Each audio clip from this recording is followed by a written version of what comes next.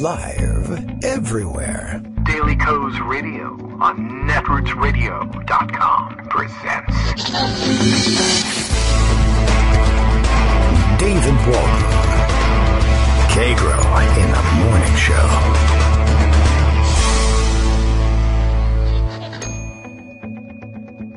Now, here's David Waldman. Hey, good morning, everybody. How you doing? It is Monday, June 25th, 2018. Time for another show. Time for another week. It is week 75 of The Presidential Apprentice. We've gotten quite tired of reminding everybody of that, and I'm not really 100% sure why I count the weeks. I don't know what to do with it, but it's there, and I don't know. Maybe it keeps you grounded in some way. Maybe not. It's just a time waster. Who can tell? The whole presidency may just be something of a time waster. By the way, you're not allowed to pay attention in any way, shape, or form to anything that's happening at all, lest you be lectured by someone else that you are being distracted from the real story, which might also itself be distracting you from the real story, which might not even be the real story, for all I know. I just want to remind everybody how much I really love being told by people on Twitter, which is really a medium about, you know, what's happening immediately and what happens to be occupying your mind, at least for the second or two that it takes you to tweet something, and be told, you can't possibly be focusing on the correct issue, which is really something else, which might, find there's lots of disagreement on Twitter and elsewhere about that other thing really being the real story. I don't know. It's just one of those pet peeves I've got, I guess. And why you would bother to take people to task or even just gently remind them, sometimes I have no idea. But, there's lots of important stories out there that everyone should be paying attention to. I just happen to know from personal experience and from dealing with, other people in the world that sometimes they think about many things at the same time. Anyway, Daily Coast Radio is live now. We are reminded all the way from Portland, Maine by our good friend Bill, who says that I, Kagro X, say Sarah Huckabee Sanders can eat at my new restaurant anytime by following the red awning that leads to David's Dumpster and Grill. Yeah, that's where we are in the morning. The President of the United States, too busy with North Korea, got to prepare for a summit with Putin, giant border crisis, which, to him, of course, isn't a crisis, so I guess doesn't really demand his attention. Could be focusing on anything. A little time on the Peloton, perhaps. Just saying that anything should be occupying his mind besides giving bad reviews of the Red Hen restaurant in Lexington, Virginia. This is where the president's so-called brain is somehow focused for some reason. I really don't know. I mean, I do know why, but I don't know why. I guess that's the big distraction story over the weekend. You know it by now. I don't think I need to tell it to you, but the basics of it, just for a marker in time, so that if we ever replay this episode as a rerun, we remember exactly where we were at this moment. Sarah Huckabee Sanders was asked to leave a restaurant called the Red Hen in Lexington, Virginia, down, I think, in the southwest of the state, in the neighborhood, perhaps, of Virginia Tech. Anyway, she was asked to leave the restaurant by the owner. There's a whole backstory and everything. But basically, it was like, you're a terrible person, get out of my restaurant. Was it about the immigration crisis? Was it about something else? As it turns out, the backstory is that she was first motivated to, I guess, think about kicking her out by the issue that it had incensed her was actually the transgender military ban and her defense of it. But I'm sure that the immigration issue was also in people's minds. Apparently, she took a vote of the staff too. So I don't know what that's supposed to be worth, except that, I guess briefly over the weekend I was also distracted. Everything's a distraction. I was distracted from that distraction by the distractor. David Axelrod decided to chime in. There's an interesting-ish side debate over whether or not, of course, ejecting somebody from a restaurant is fair play, and that brings in all sorts of issues. The fact that David Axelrod found it to be counterproductive really only convinced me that, not so much that didn't convince me that it was a productive behavior. It convinced me that I don't care what David Axelrod has to say, I guess. But he was appalled, Washington establishment largely appalled at this whole thing because they dine out and they don't want anybody to disturb them for their politics, but the rest of us are living in, a nightmare. And what can I tell you?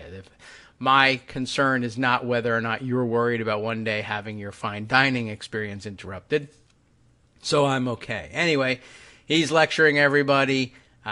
We have a number of the Washington Post editorial board is chiming in.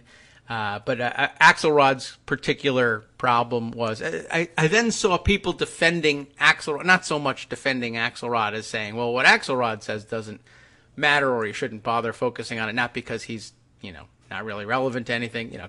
Call me next time you're running a campaign in 2008 with Barack Obama.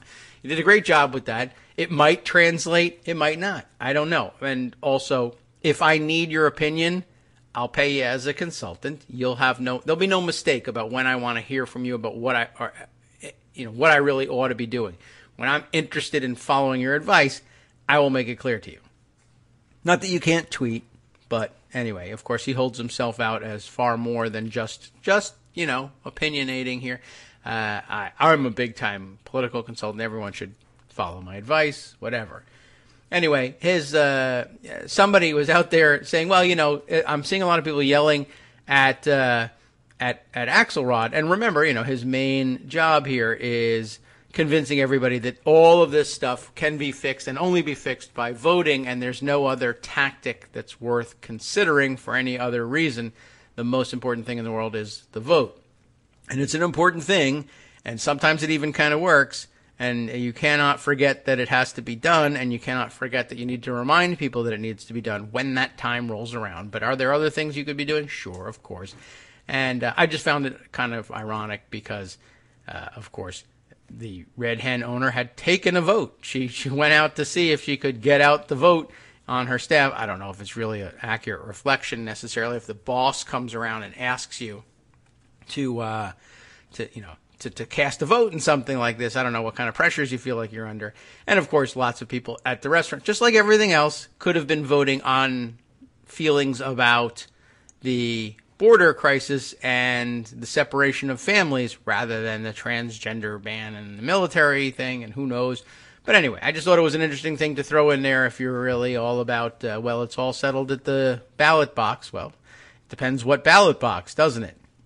Lots of things happening, though. As I said this morning, our big distraction, that President Trump has decided to spend his time criticizing the Red Hen.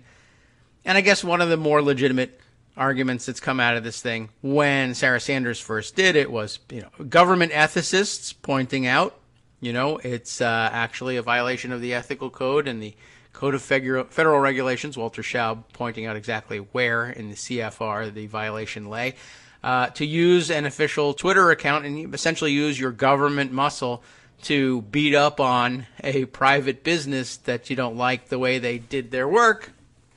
But that's certainly not going to stop Donald Trump from jumping in. However, like I'm the President of the United States, I could be focusing on any number of other things.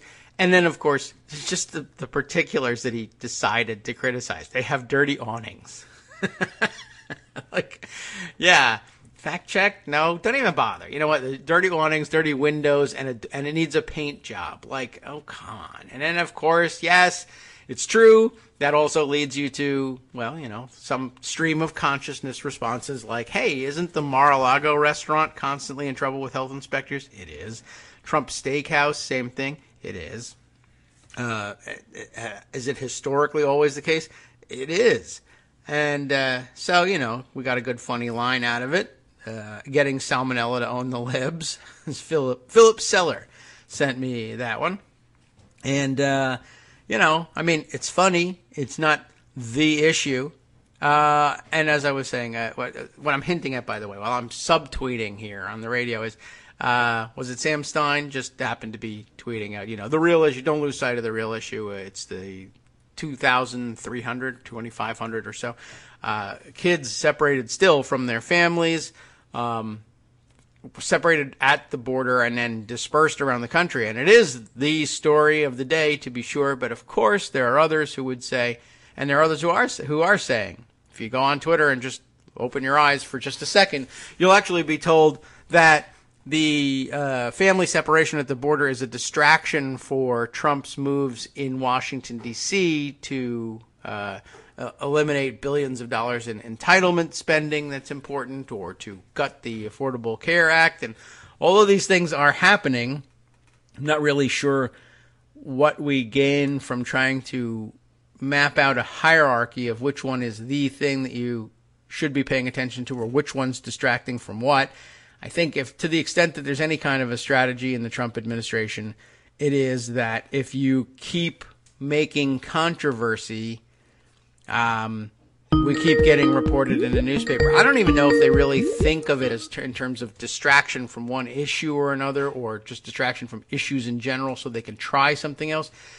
Or I love chaos, of course. Greg being here, we'll have to be talking about chaos, and that's a key watchword in all this, although I still remain unconvinced that Trump really does anything to create chaos. I think someone told him that it sounds smart. It might have been Abby that said so.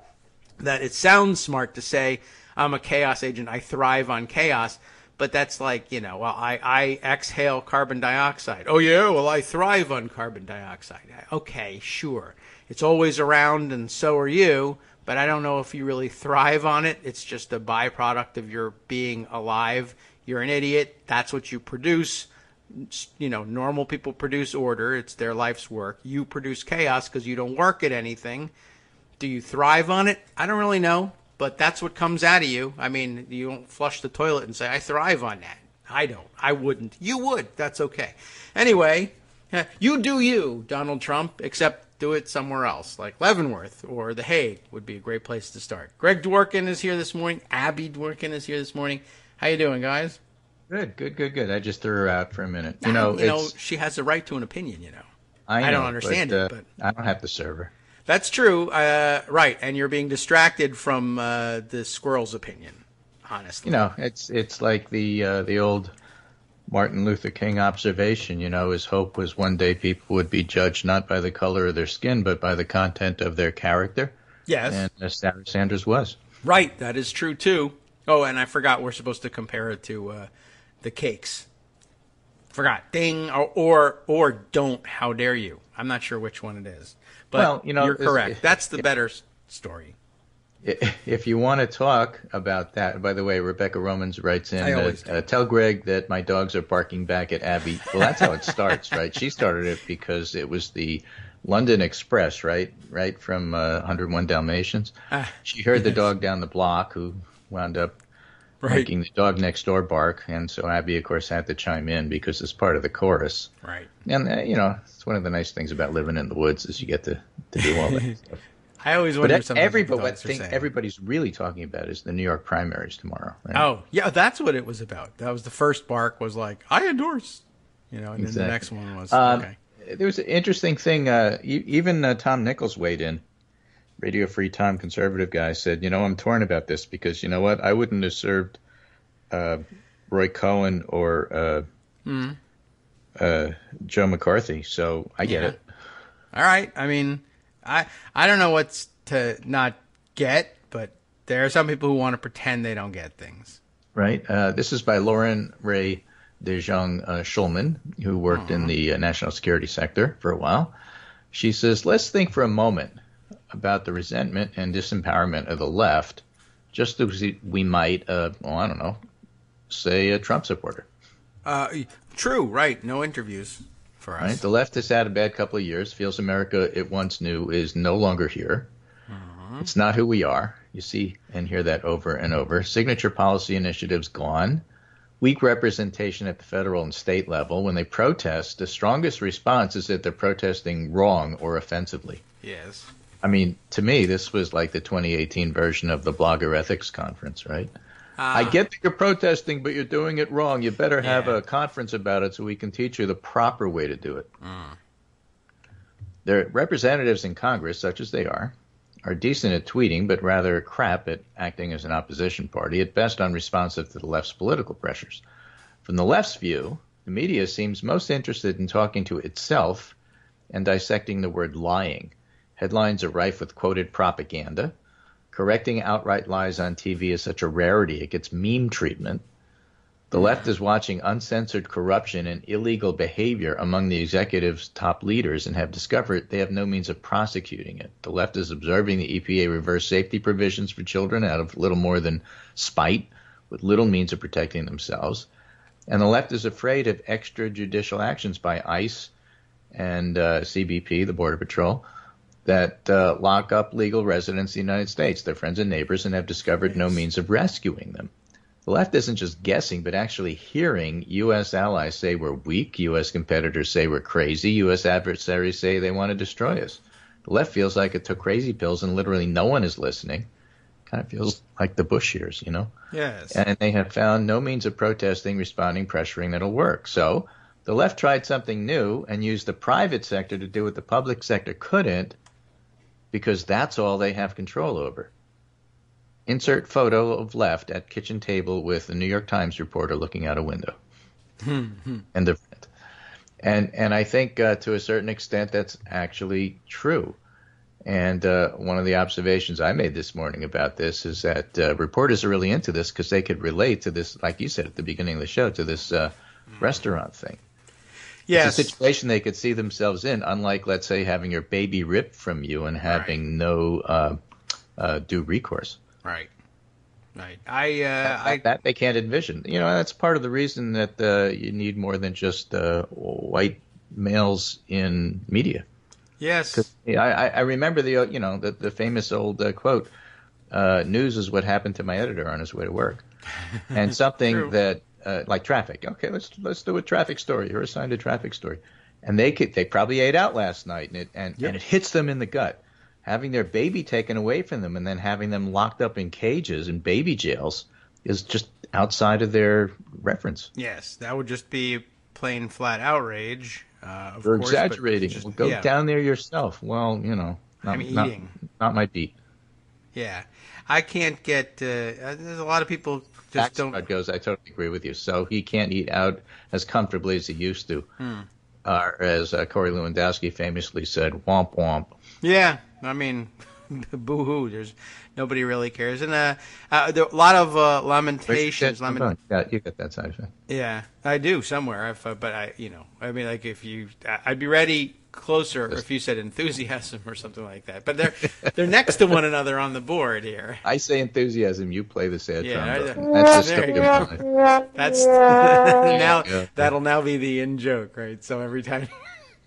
Anyway, yeah, I don't know. Really, one of the reactions was, oh no, we're going to be divided now into Democratic restaurants and Republican restaurants, which okay. I mean, what if we were? Oh no, I don't know why that would be a bad thing. And then that led to the whole discussion of, would that be a bad thing? And who's going to do the cooking and cleaning in a Republican restaurant or those sorts of things. But then, of course, another pushback was, no, it's not about necessarily the partisan tribes. It's about the racial tribes you're trying to establish and yada, yada. But just, as our school so many noted, different directions if they think the red hen is a tough room, wait till they get to The Hague. Yeah, right.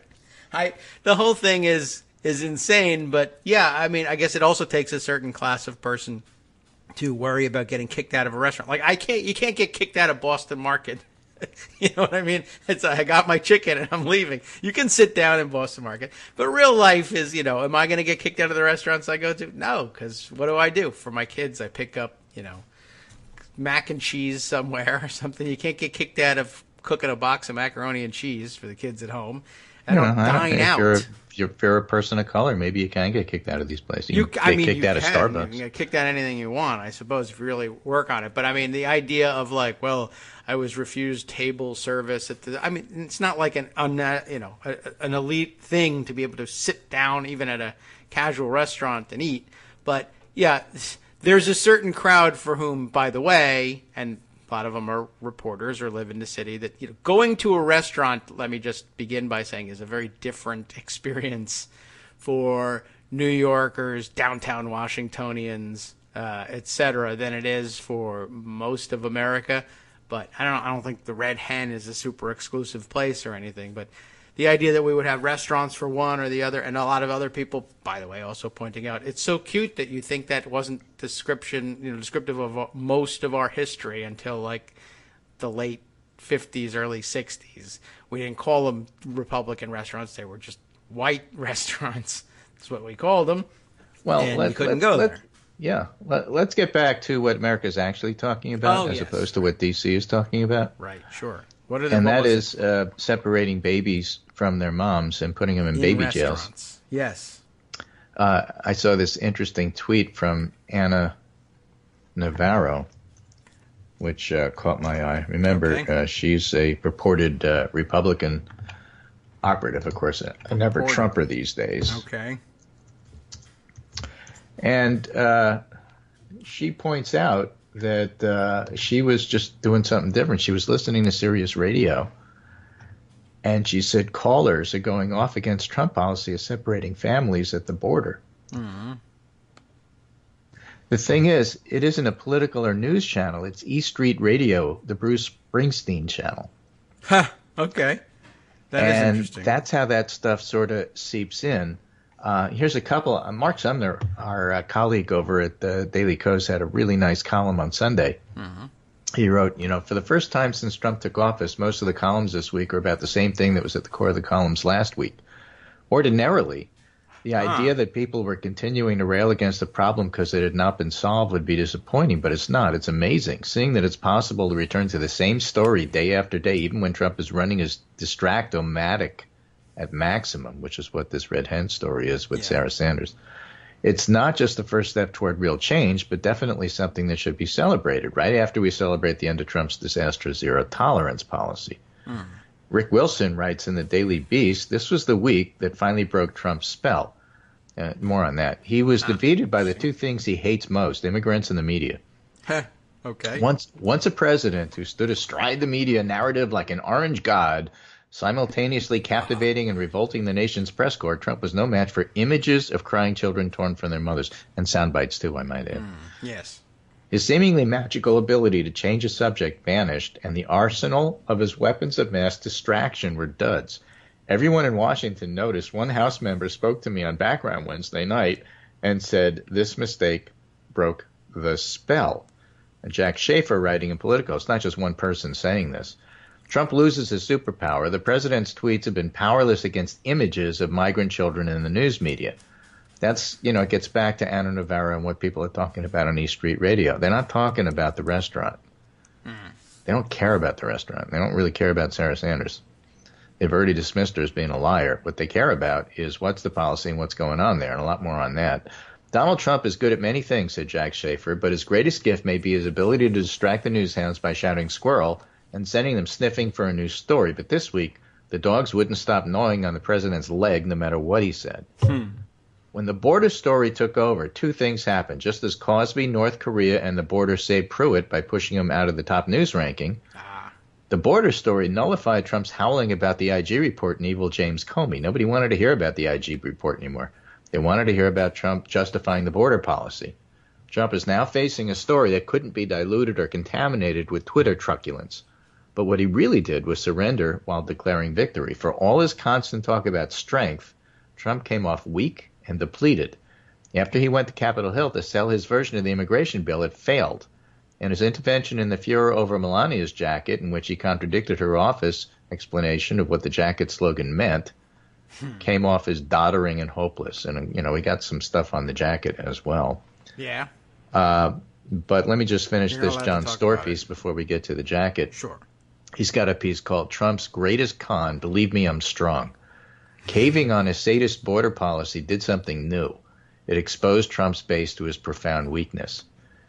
And as I read this, keep in mind everything else Trump is doing, including threatening no due process and doubling down on what he's going to do, is all because he's afraid of looking weak, and he knows he caved, and he knows he lost, and that's what he's most afraid of. He's afraid of his base getting the idea that he's not as strong as he says he is, and he therefore can't deliver what he promises. And should that happen, then and only then,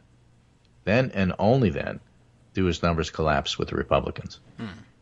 The president's fear is nothing more than appearing weak, John Storr writes. This is not only about ego, it's about utility. How do you inspire enough confidence in somebody to get them to hand over their money, trust, and votes? Appearing strong is more important to the con artist than actually being strong. Appearances are truly all that matter. The appearance of strength has been Trump's greatest political asset, but that's always depended on television media playing along. TV and media stopped playing along, couldn't continue to play along when images and audio emerged of toddlers wailing inconsolably for their moms and dads. Once the TV media stopped playing along, the president was on his own, and the president, surprise, looked isolated and weak. And he did it all on his own. Storr writes, I've argued a few times that the president's weakness will be his undoing. The appearance of strength is the truly only thing that matters to his constituency. They don't care that he's a fraud. They don't care he's corrupt. They don't care about budgets. They don't care about values. They don't care about threats to democracy. They do care about the president punishing people whom they believe do not belong in the American franchise, people whom they believe threaten the privilege, status, and power that generally come from being white. This week they saw something new. Their great white hope was not only bloodied, he was knocked out cold. And I added, when I put it up on the Pundit Roundup, this is an important idea. The chipping away the base happens after the knee-jerk tribal reaction and over time as the actions sink in. Again, because media is staying on the story. Like the Mueller story, Americans know it's serious. It won't be immediate. There's a recent poll that says that right now people blame the parents for the kids being separated more than they blame Trump. But it will happen. See the Rick Wilson piece. I mean, it's already sinking in with people in Congress. So don't look for a collapse. Just look for losses. That's why the New York primary tomorrow is going to be so interesting. I knew we were going to get back to that eventually. But now, Jennifer Rubin points out that she's got this great idea, bring back shunning. It's good. It's working wonders in terms of occupying space in the news, at any rate. That's exactly what's been going on here. Is this a red hen reaction story, or did it precede it? Yeah, okay. It's a red hen reaction story. All right. There's nothing wrong with it. Right, all right. Sounds pretty good. In fact, sounds like a pretty conservative value. And I heard she was conservative, too. So she says. Okay, we'll be back, see if she's turned liberal after this. Hi, everybody. It's me, David. Let's change things up from the old fundraising pitch for just a minute and talk instead about how you can be a part of our show. If you've got a smartphone or any other electronic recording device, why not sit down and record a segment for us? Read us an important article and give us your take. Read one of your own original essays, or even just give us your commentary on something you'd like to share that's important to you. Then send the file to me at kagrox@gmail.com, and I'll try and work it into the show. Short segments, a few minutes in length, are easiest to fit in. And of course, I can't always guarantee that I'll be able to play everything, but if you've ever shouted at your radio or TV about something you wish was being covered, here's your chance to change that. Make the show your own. Send your submissions to me at kagrox@gmail.com.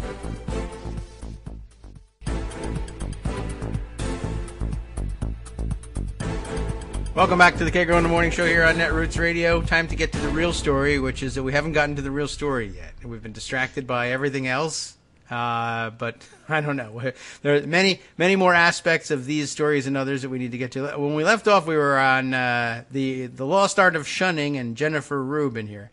I used to shun Jennifer Rubin. I still do, right. But see, and so there's a long storied history of shunning. Yes, and there's actually nothing wrong with showing your contempt and disdain. The Amish do it in a caring manner. I mean, I think the owner of the restaurant picked up the bill and just quietly took her to the side and didn't embarrass her and told her to leave. Nothing wrong with that. You know, one of the funnier tweets was in response to Sarah Sanders tweeting about how she was told by the owner of the Red Hen in Lexington, Virginia, to leave because you work for the President of the United States, and she politely left. And she said, her actions say far more about her than me. I always do my best to treat people, including those I disagree with, respectfully, and will continue to do so, tweeted Sarah Sanders. And John Dingell tweeted, I really don't care. Do you? The end. Yeah, she does. Okay. And she may be doing her best. It's just she's incapable of it. And she lies daily, and everybody knows it. And so that's why it's like this is the faux outrage. Right. But since he brought up, I really don't care, do you? This was making the rounds yesterday on Twitter and other places, and it's an essay now translated from the Italian by Giovanni Tiso. Oh. Called A Brief Fascist History of I Don't Care. The article was sparked by the jacket that Melania Trump wore as she traveled to a detention camp for migrant children. But my intent isn't to argue she or her staff chose the jacket in order to send a coded message. It's just to highlight some of the historical echoes of the phrase, I don't care. Okay. Are there? Yeah. The echoes of which somebody ought to have been aware, especially in an administration that includes, to put it mildly, several far-right sympathizers. Okay. They might and also to show that the attitude, the theatrical not caring, was an explicit character trait of fascism. All right. Goes back to the First World War. Mussolini was one of the leaders, and at this time the phrase "me ne frego," which at the time was still considered quite vulgar along the lines of the English "I don't give a flying," was sung by members of the special force known as Arditi, literally the daring ones, who volunteered for the front to signify they didn't care if they should lose their lives.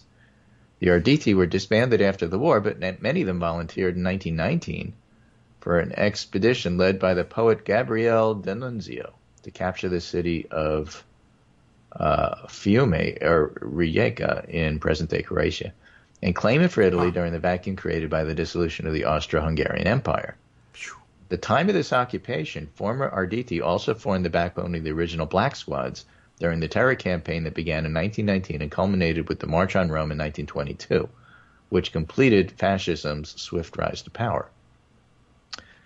And he has an actual label pin here from one of the black shirts. And Me non frego, I don't care, was the title of one of the most famous songs of the fascist era. Its original version, dating around 1920, hails D'Annunzio and Mussolini as the fathers of the fascist movement, recycling the old war song as the third stanza. I don't care, I don't care, I don't care is our motto. I don't care if I should die for our sacred freedom. And so Me non frego, I don't care, became the motto for Mussolini and the Italian fascists. And so to have that on the back of the jacket just has some resonance with people who happen to be aware of fascist movements. I guess so. I mean, well, to us that's rather obscure, I suppose. In Italy, they have a better understanding of it, and who knows? It's interesting. I have a hard time believing that like the people who made the dumb jacket knew that, but who knows? Maybe hey, look, people know it. People know things. Clearly this guy does, so I suppose it's entirely possible. That's pretty wild. I wouldn't have guessed that there was such a history. That's why we read. It's just one of those things. I can't make this article open, but I see well, we're having trouble with the TLS handshake. It takes a long time to load. Yes. Well, that's okay. Well, I've got nothing but time. But I have the link, so okay. Well, we'll provide it to you, and you can all do your best to open it up. That is kind of interesting. Just that the things people can dig up. The idea that if I did that much research, I would charge more than $39 for the jacket. But that's just me. Now I've seen reference, but I haven't found it, of other clothing line things. Yes. That they have made. The same company, the same company. Yes, right. We did have that on Friday. Yeah, somebody was tweeting around some screenshots. Apparently, they just keep having this mysterious problem of selling like Nazi-themed clothing. They were the ones. I just bring that up because you say, well, I don't know if it's really linked. But then again, on the other hand, they do have Nazi-themed clothing as part of their clothing line. Gosh. And gee, what a coincidence. So, yeah, there is that. Although I will say, I mean, it's a lot easier. If you're the average, let's say, teenager who wants to shock the neighborhood, finding a swastika or something Nazi-themed, finding out about the Nazis is a lot easier than finding out about the post-World War I Italian fascists who invaded Croatia. We tend to forget about that in our history classes. You learn about the Nazis.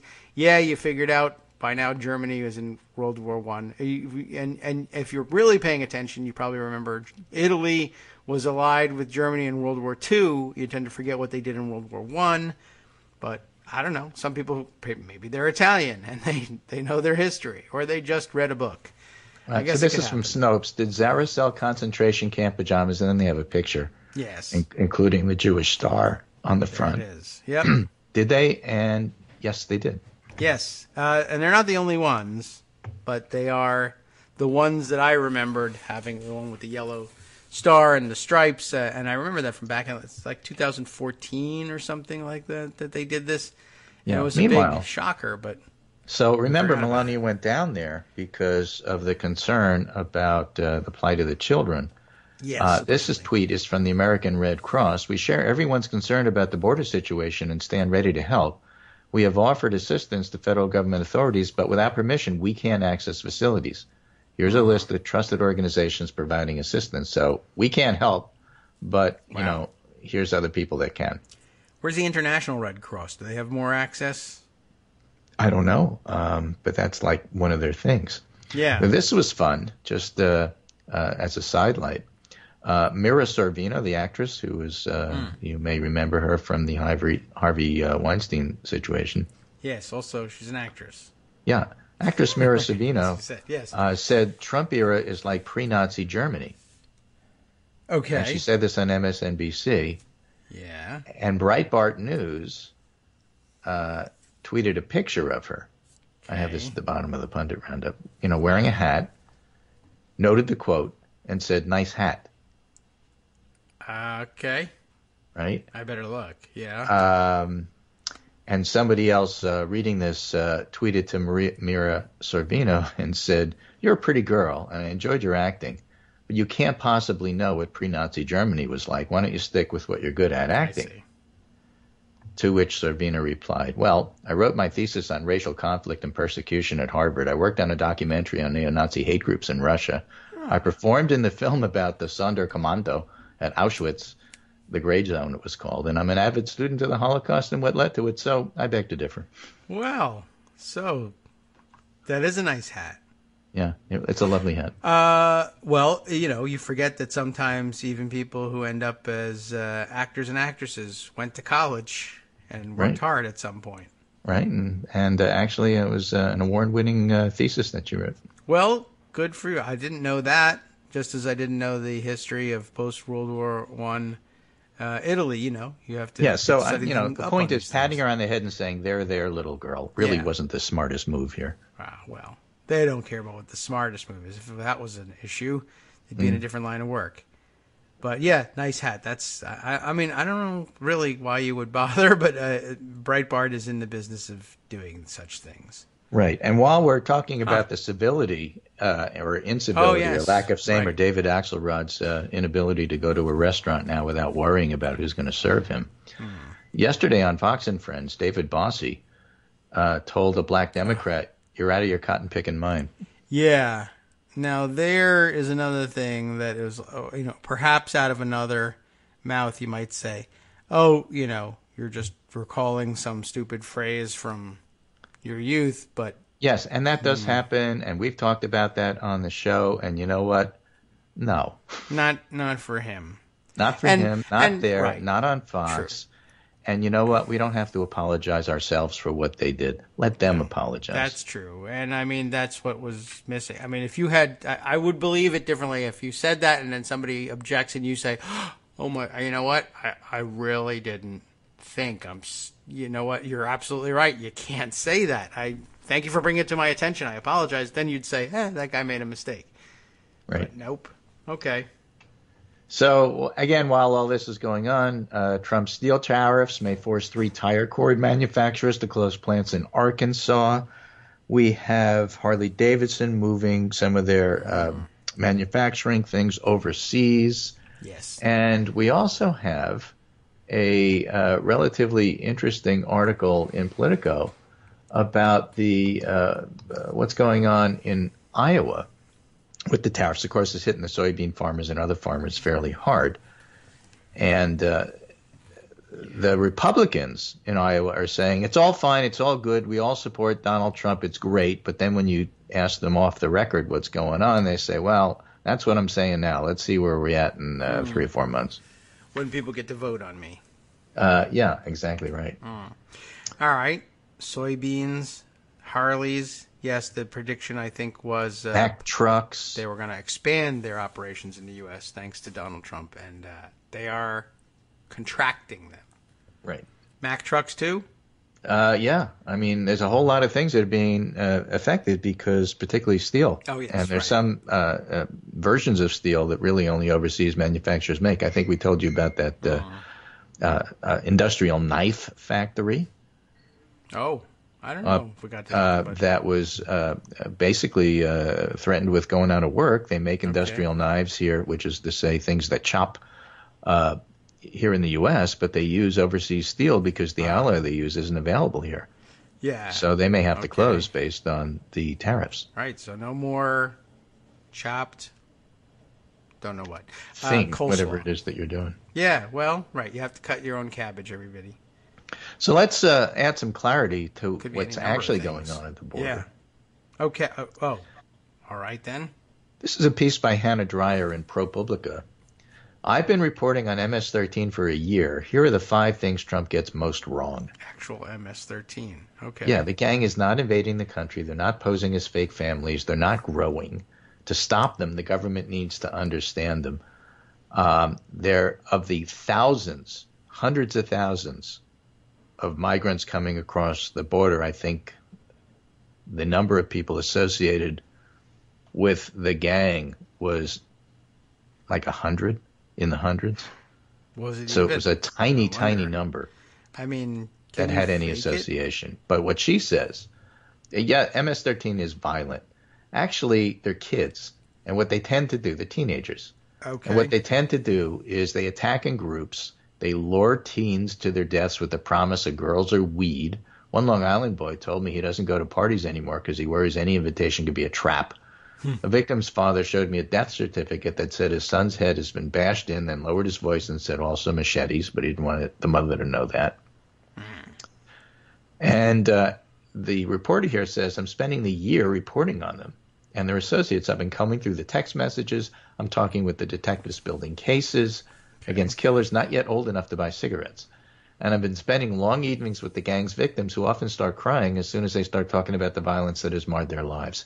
Everybody agrees the gang is bloodthirsty. Most of the other assertions I've heard from the Trump administration have almost no connection to what I'm seeing on the ground. Number one, MS-13 is not organizing the FOIL immigration law. Yeah, that's probably not their chief issue. Okay. On Long Island, a detective told me police officers call MS-13 members mighty munchkins because they often haven't hit their growth spurts and they tend to commit their crimes in large groups. They meet at night because while other criminal organizations have massive international revenue streams, these guys, even the leaders, have to work menial jobs during the day. And they also have to go to school. Interesting. Each clique has their own shot caller and its own hyperlocal focus. On Long Island, the gang's focus has often been on controlling the halls of a single high school. Number 2. That's a different picture, isn't it? Yeah, number 2, MS-13 is not posing as fake families at the border. They would have. There's been fewer than 200 cases of false family claims this year, a fraction of 1% of the total number of families apprehended. Of the hundreds of thousands of unaccompanied minors, only 56 were suspected of MS-13 ties. Okay? Yeah. Number 3, MS-13 is sticking around, but it's not growing. Trump talks about the gang as if it's suddenly taken over. The weak illegal immigration policies of the Obama administration allowed bad MS-13 gangs to form in cities across the U.S. Actually, it's been stubbornly persistent, but it remains a boutique criminal organization accounting for a tiny portion of 1.4 million gang members nationwide. There's about 10,000 people. Nothing new about this. Alarmism, though. Back in 2005, Newsweek ran a cover story about the group, citing its 10,000 members under the headline, The Most Dangerous Gang in America. But the murder people cite most often when talking about MS-13 brutality on Long Island is the killing of a 2-year-old and his mother back in 2010. But the gang's history goes back much further. There was a task force set up by the FBI in 2003. It remains significantly smaller than the Crips, the Bloods, the Latin Kings. It's smaller than several gangs you probably never heard of, like the Gangster Disciples in Chicago. Even the Center for Immigration Studies, which has been labeled an extremist group for its anti-immigrant ideology, can't come up with more than an average of 35 murders a year attributed to MS-13 in a country this big. Far fewer than the Chicago gang you didn't know existed. It's not the largest, not the most violent, or the fastest growing gang. It is the U.S. gang most strongly tied to Central America, which is where the majority of asylum-seeking teenagers come from. In that way, it's the perfect focal point for Trump's message of closed borders. And, of course, that's why we only see pictures of boys. We don't see pictures of girls and babies when the U.S. government is releasing pictures, because they want you to associate it with MS-13 and gang members. Yeah, that is interesting. I had no idea how young they were. Of 5. They're kids, mighty munchkins. They're 13? MS-13 is preying on a specific community, not the country at large. And number 5, immigration raids and deportation can only go so far. If U.S. officials determine the teenager is a gang member, they stay in custody, and immigration officials can also redetain teenagers who were recruited into MS-13. I sat in on one hearing for a Long Island 17-year-old who'd been detained for half a year after he wrote the El Salvador telephone code 503 in a notebook at school. He spent some of that time in a detention center now under investigation for child abuse. At the hearing, an immigration judge ordered the teen released and openly mocked the gang charges. I note 503 is an area code, he said. He may have had his grandmother's phone number written in a notebook. We don't know. But I think this is slim evidence on which to base the continuing detention of an unaccompanied child. Which is not to say the immigrant children accused of gang affiliation are all innocent. But they've arrested 8,000 people. One of whom wrote 503. Right. Which is also, by the way, deportation was all it took. The gang would be gone by now. Genes, right? Right? Yeah. So she just goes on to point out, fine, you want to focus on there been any policy for it to work, it's got to be rooted in reality. And that's the reality of MS-13 that you don't hear about on the news, but you do hear because we find these stories. Yeah. Well, that was I learned a bit there. I didn't realize that most of the people in the gang were that young. I mean, usually gangs are a young person's thing, but older teens and 20-somethings are the ones that are like we usually think of as dangerous street gangs that actually like control territory or something. I didn't realize they were like a middle school gang. Right. I keep seeing pictures of people with face tattoos. So I am going to finish with this little tweet storm by David Leopold, who's an immigration lawyer, because I think it's important to get in here. The thread's a bit wonky, so bear with me. I won't read the whole thing, but just give you an idea of it. All right. It's important for people to understand that Trump's ugly vision of deportation without a judge or due process is not just another unhinged tweet. It's part of the Trump plan, and it could become reality tomorrow. This is what I meant the other day when I said that they've been planning for this for a year, even though they're totally chaotic about it because they don't know how to plan. Here's why. The immigration law is already very harsh and provides for expedited removal through a unilateral decision made by a low-level immigration officer without opportunity for the individual ordered deported to make his or her case before an immigration judge. Specifically, the immigration law already gives a low-level Border Patrol or ICE bureaucrat unfettered power to order someone removed from the U.S.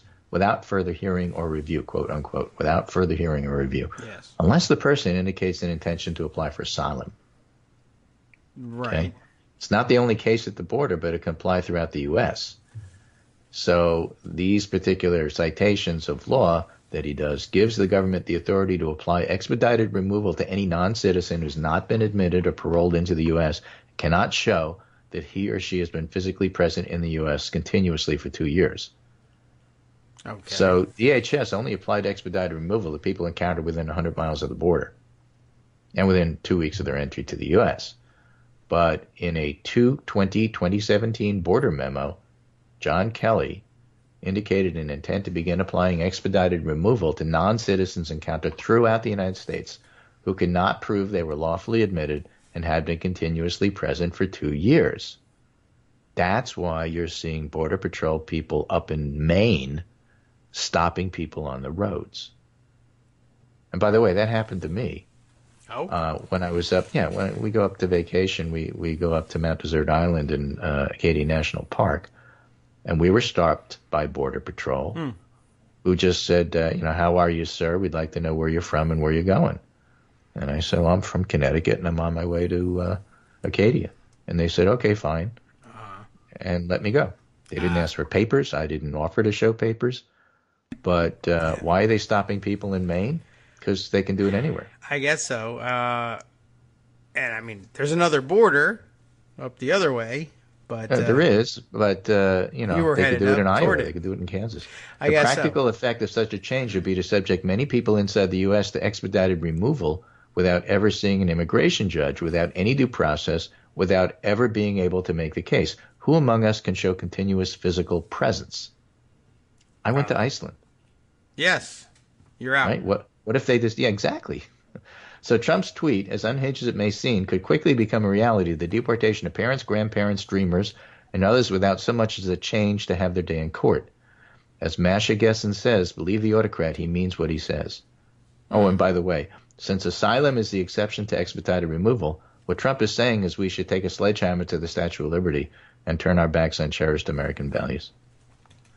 So, you know, his thoughts about, if you call them that, removal of due process that he's tweeted about is actually a rather chilling situation, which he may, in fact, be able to do, because who's going to stop him? ACLU is suing him.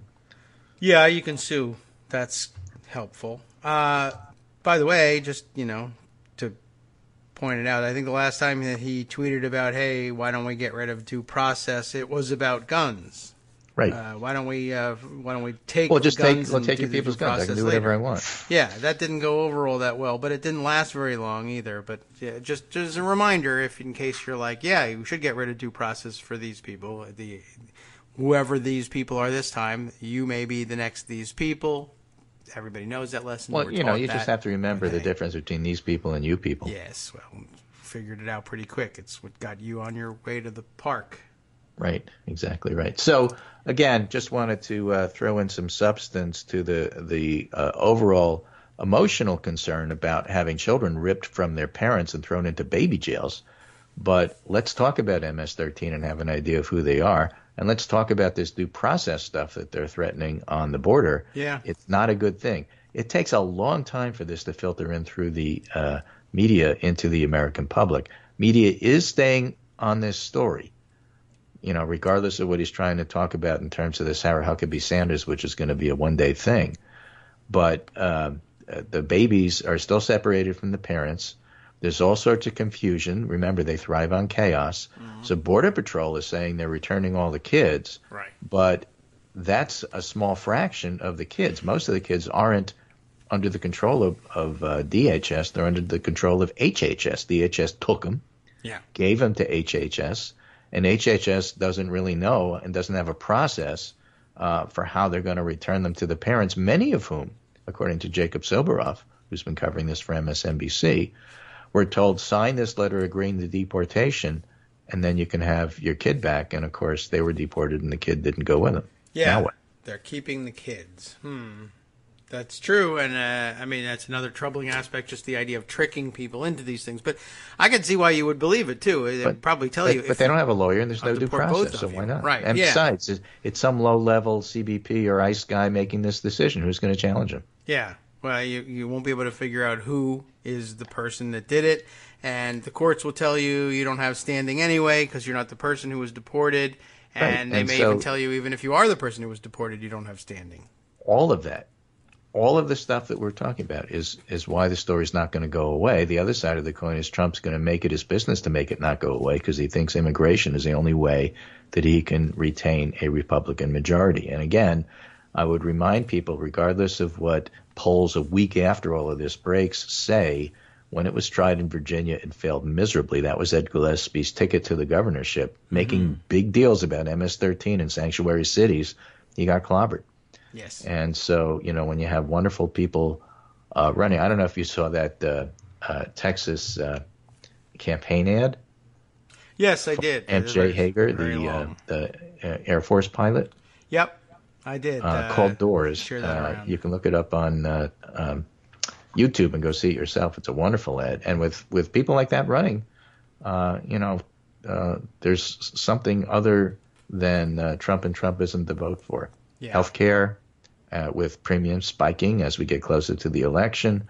The effect of tariffs on specific areas. Again, the Midwest in particular will be hit by those. And, of course, this. So with that, that's my summary for today. I'll be back on Wednesday. Tuesday primaries, the interesting ones in New York. I made some maps for David to see just because they're kind of fun to look at. I have seen. But in New York City, Joe Crowley, who would like to replace Nancy Pelosi as Speaker, right, as head of the party. Yeah, right. Is actually running in a pretty tough primary himself. Uh-huh.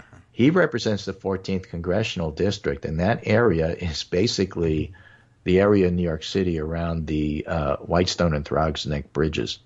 Okay. And it's a very, very Democratic area. And So he's running against a progressive named Yes, I see her Alexandria name all over. Ocasio-Cortez. And she's portraying Crowley as corporate funded while taking up her progressive bona fides through her support of Medicare for all. So that'll be interesting. Crowley probably wins, but at least he's getting challenged. Yeah. The other one of I like interest, this one. I think, for us is New York 11. Now, that's Staten Island and the tip of Brooklyn. Okay. And most of Staten Island is Trump voting. The tip of Brooklyn is Clinton voting. And there's a sliver on the north part of Staten Island that's Clinton voting. But it's basically a lean Republican district. New York 11 congressional district, Dan Donovan versus Michael Grimm. Michael Grimm is the guy who threatened a reporter, I'll break you in half like a boy, Right. and was also convicted of tax evasion, Okay, yes. and therefore is the favorite. Right? That's front runner status for you. Yeah, running against current incumbent Representative Dan Donovan. That's tomorrow, too. So those are the two in particular that I think are well worth watching for tomorrow. So those will be fun. That's pretty good. And I'm not on the show tomorrow, so I wanted to just cover that today before I go. Excellent. You can also round up the results on Wednesday. I hope they're good ones. Alrighty, so with that, take care. I got to go to work you. and find out where Abby went after I threw her out. Take care, and I'll talk to you on Wednesday. All right, great. Thanks very much, Greg. We will see you then, and we'll play our outro music to let you know we're going to be out of here in 30 seconds. I do see an awful lot about that District 14 race. I mean, I really have seen quite a bit about it, and lots of excitement about Alexandria Ocasio-Cortez, and with good reason. And that wouldn't be such a bad one to make a trade with. I mean, that's a Democratic district. This is where you're supposed to do these things, right? More and better Democrats. I don't know enough about her, but I've seen a lot of excitement about her. I'm willing to say that, and that's good news for her.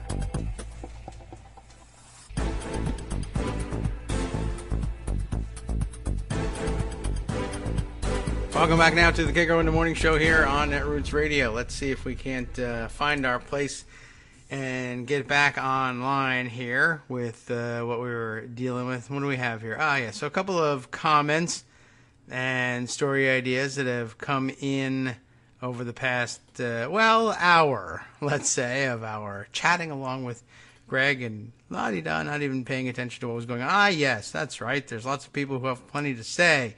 Let's share some of that stuff. Starting, let's see. We got to scroll all the way back here.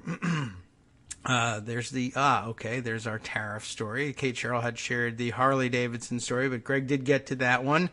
And he mentioned Rebecca Romans and her tweet about Abby and her dog barking back and forth. Let's see. This is interesting, too. The whole day could be occupied with side stories from the Red Hen business, which is really rather amazing. Let's see. We have John Favreau tweeting here. Rebecca points out to us that no one's even talking about the fact that Sarah Sanders got a free cheese plate out of the whole deal. That's serious business. Apparently, this little excerpt from the article that he was reading says, Sanders went back to the table, picked up her things, and walked out after being asked to leave. The others at her table had been welcome to stay, Wilkinson said, but they didn't. So the servers cleared away the cheese plates and glasses. They offered to pay. I said, no, it's on the house. So she's a really terrible person, having kicked this party, I guess, out of the restaurant. Judy Vincent. Hi, Judy. I got to update you on the scouting situation here in Virginia. Anyway, probably not on the air. But at any rate, she notes, just like Hobby Lobby, the Red Hen is a closely held family business and should be allowed to make their business decisions according to their own moral values. I certainly agree, and I guess I'm forced into that agreement by Supreme Court doctrine as well. And, everybody has pointed out, and it's quite correct, we have left Hobby Lobby out of this one up to now, and really should throw that one in there too. Lots of comparisons to cake baking wackos and pharmacists, etc., but Hobby Lobby has somehow escaped, and they shouldn't. Let's see. What else have we here?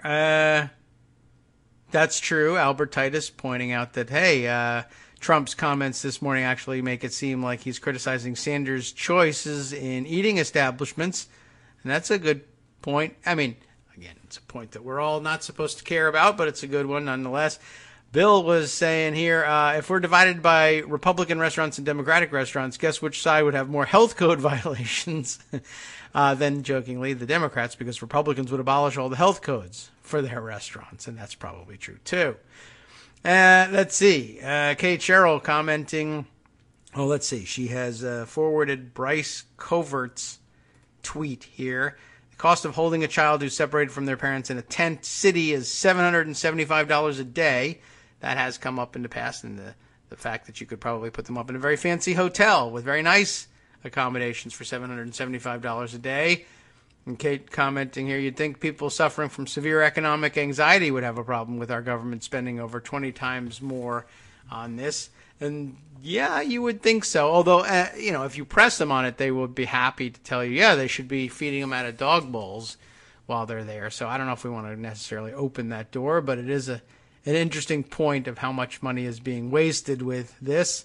I don't know how they'll react to that point, but there you have it.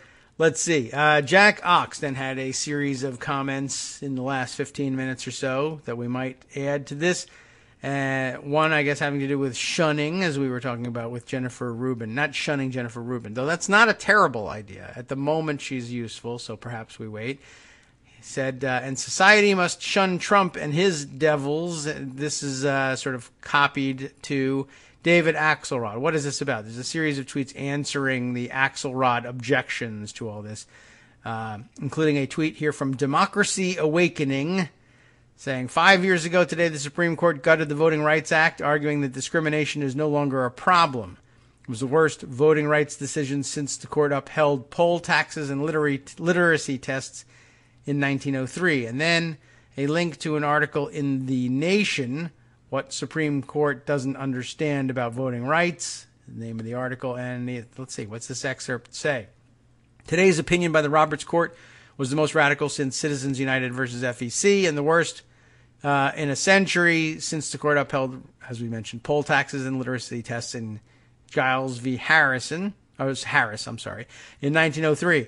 The court's opinion can hardly be described as an exemplar of restrained and moderate decision-making, wrote Ginsburg. Quite the opposite. Hubris is a fit word for today's demolition of the VRA, just as the Citizens United decision led to an explosion of unregulated dark money spending in U.S. elections. So, too, will the loss of Section 5 encourage many more of the shadowy voter suppression attempts we saw in 2012. That's clearly the case. And what is this?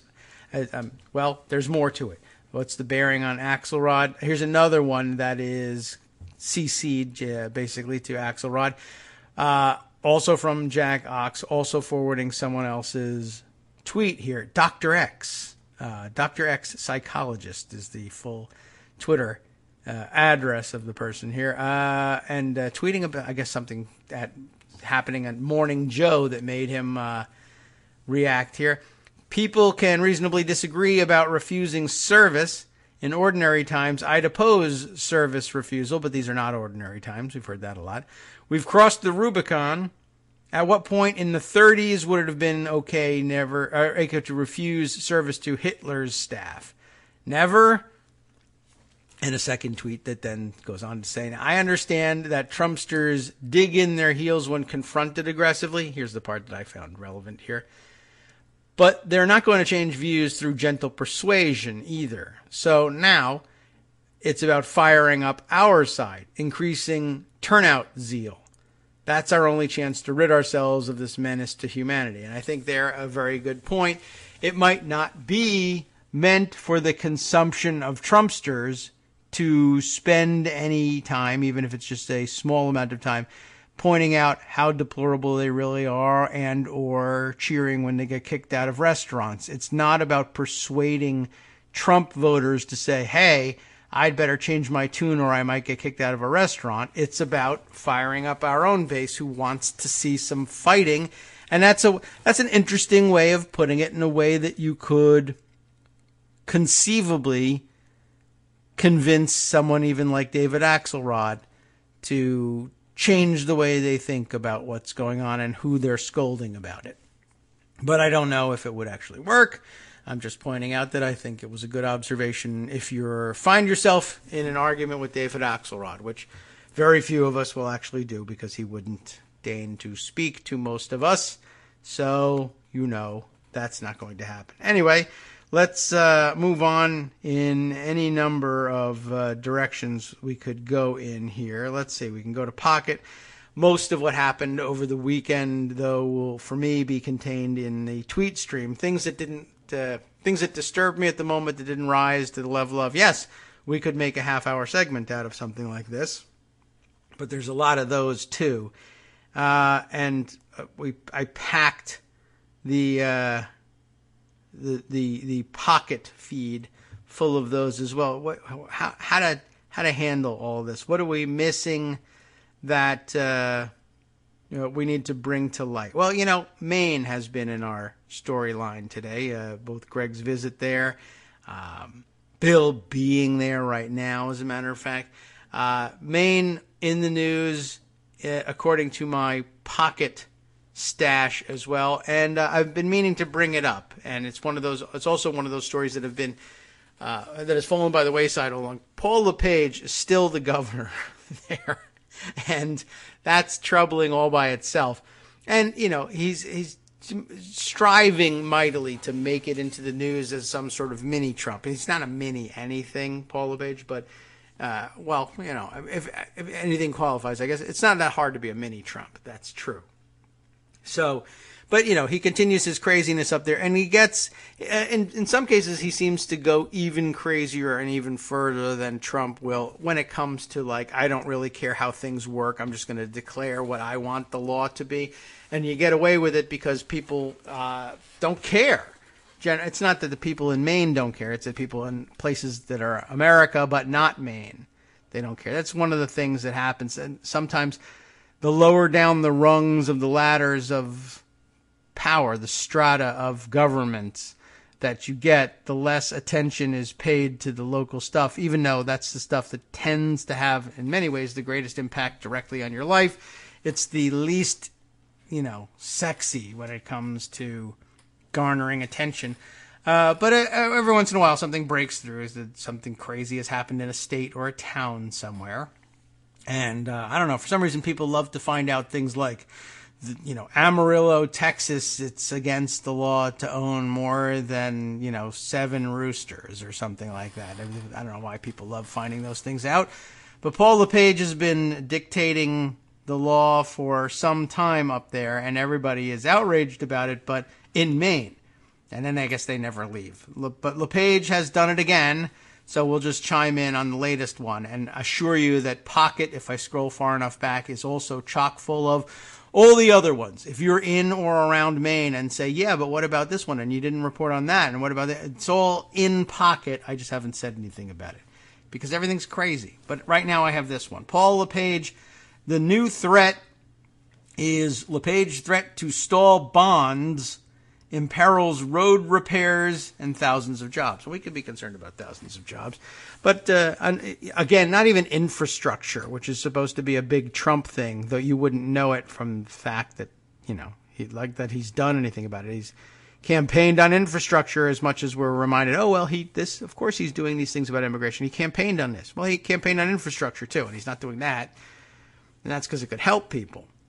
So that's why it's not happening. Anyway, up in Maine, I guess there was a bond. Did they put the issue on the ballot? This is one of the things that makes LePage such a threat is Maine residents keep speaking at the ballot box and saying this is what we want done. And LePage is, disliking the outcome and saying, no, we won't have that initiative or we won't issue those bonds. And it's like another example of things that are happening with Republican governors or officials where when they lose horribly in court, they just say, well, screw it, I'm not going to do it because the courts can't make me.